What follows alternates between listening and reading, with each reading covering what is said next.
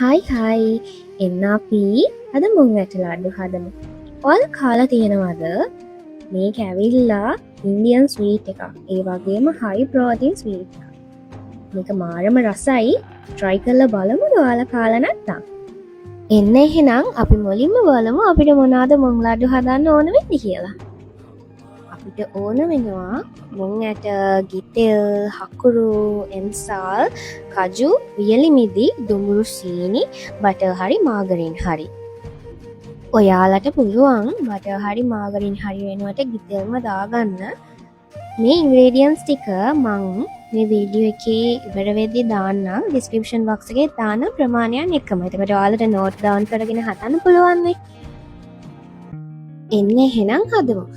මුං ඇට ටික මුලින්ම හොදලා දුඹුරු පාට වෙනකන් බැද ගන්න. ඊට පස්සේ ටික නිවෙන්න ඇරලා බ්ලෙන්ඩ් එකේ දාලා කුඩු කරගමු එහෙනම්. දැන් අපි එන්සාල් ටිකයි සීනි ටිකයි බ්ලෙන්ඩ් එකේ දාලා කුඩු කරගමු. මං එහෙම කරේ එන්සාල් කෑලි හැපෙන්නේ නැතුව තියෙන. සමහරක් අය කැමති නෑනේ එන්සාල් කෑලි හැපෙනවට.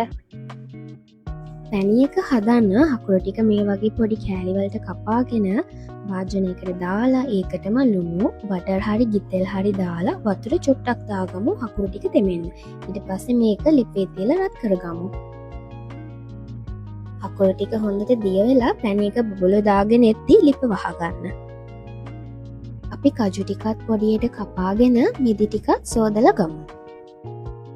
දැන් තියෙන්නේ අපි කුඩු කරලා හදාගත්ත මුං පිටි ටික වාජනයකට දාලා ඒකටම ගිතෙල්, කජු, මිදි, බටර් හරි මාගරින් හරි දාලා ඒකටම අපි බ්ලෙන්ඩ් කරලා හදාගත්ත සීනි එන්සාල් කුඩු ටිකක් දාගමු. ෆයිනලි දැන් තියෙන්නේ අපි හදාගත්ත හකුරු පැණියක පොඩි පොඩි දාලා මික්ස් කරගන්න. හැන්දක් පාවිච්චි කරන්න නැත්නම් අත පිච්චෙයි.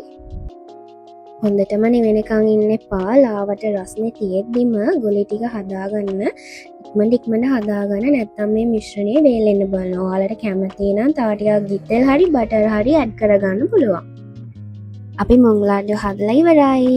ඔයාලා try කරලා බලලා කොහොමද රස කියලා කමෙන්ට් එකක් දාන්න.